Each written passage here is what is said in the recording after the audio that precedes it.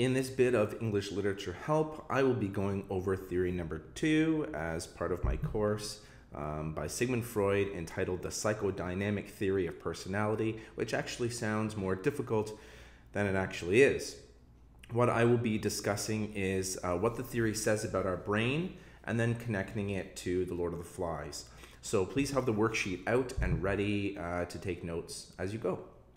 So as with any theory, I'm not asking you to believe in it necessarily. So when thinking back to the theory and study from Phillips and Bardo, I'm not asking you to believe in what he says, but just to be aware of what these studies and theories say about who we are as human beings. So this is our second theory, again called the Psychodynamic Theory of Personality, developed by Sigmund Freud.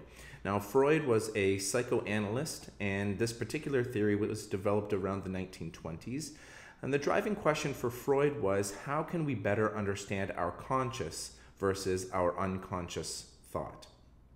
And we'll start there. Freud posited that our brains are separated into 3 parts: the id, the ego, and the superego. So take a look at this picture first. First, think of the id and the superego, occupying the devil and the angel on your shoulders. The devil is swaying you one way, the id, while the angel is swaying you the other, the superego. The devil is obviously swaying you towards the bad, and the angel is swaying you towards the good. You occupy the space in the middle, the ego, which I will talk about after. So let's start with the id. According to Freud, the id is our pleasure-seeking motives that exist within all humans. You have it, I have it, your friends have it. According to Freud, we have 2 pleasure-seeking motives: sex and aggression. So have a look at this picture with the iceberg and see where the id is located in relation to the water. Above the water represents what we show to society on a regular basis, our conscious thought. It is what we know we are saying and how we're acting. Below the water is our unconscious thought. It is what exists inside of us but rarely shows itself to society. Look at where the id is located. It is buried beneath the surface of the water because in society we rarely show an aggressive or sexual side. Think of yourselves in a classroom. Have you ever gotten up from your seat and punched a classmate? Hopefully not. How often have you had the urge to? Hopefully never, but maybe sometimes you get frustrated. Now think of how many times you've acted on those feelings of aggression. Probably never. So why is that? Well, it's simple. Society gives consequences to those who demonstrate that type of behavior. If you get up and punch a classmate, you will get in trouble. So the id is our feelings of doing bad things that dwell within us. So pause the video and look over your notes now. Do they make sense? Have I lost you already? Go back in the video if need be and listen to it again if you have to. And if you're ready, continue on. Let's move into the superego. If our id is the devil on our shoulder and exists deep within us, where is our angel or superego? Well, look at the iceberg. Notice that the superego exists both above the surface of the water and below. This means that our superego is what we show to society on a regular basis, but is sometimes part of our unconscious thought too. Our superego is our angel, or better known as our conscience, telling us what is right and steering us in the right direction. The reason why it shows itself on the surface is because we are normally doing the right things.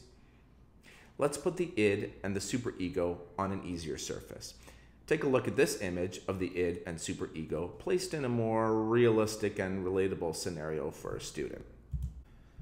The id tells you, English literature stinks, Mr. Lee is boring, and I'm going to skip class today.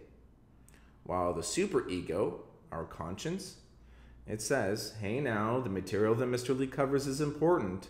You should go to class. Also, if you're caught skipping, you could get into trouble. You can clearly see how it is one extreme to the other, the bad to the good. At this point in the video, make sure that you understand the id and the superego and how they represent different parts of your brain. And if you're ready, keep going. Finally, let's have a look at the ego by taking a second to examine the iceberg picture again. The ego shares the surface of the water with the superego because you are constantly showing both of these to society on a regular basis. When you're sitting in class, I am seeing your superego and your ego at work. The ego is what I like to call our balance of both the id and the superego. Our ego is when we try to satisfy the id and the superego at the same time. So take a look at our image here. Look at how our ego satisfies both the id and the superego. The ego satisfies the want to be out of a boring class, but also the need of being present. The ego says, English literature stinks and Mr. Lee is boring, but I'm going to go to class anyway. But maybe I'll take a few breaks. To close, our id works deep within our unconscious mind and tries to get us to do inappropriate things. Our superego kicks in and helps us to understand why that action is inappropriate and tries to sway us against it. Meanwhile, our ego tries to balance both of these thoughts. In connection to Lord of the Flies, where is the id present? Can you think of specific examples? Can you think of when the ego or superego is present? Can you think of a time in the novel when all three are working at the same time in one individual? Think about it. I hope this video helped, and of course you can always pause and go back to review any material that you found confusing.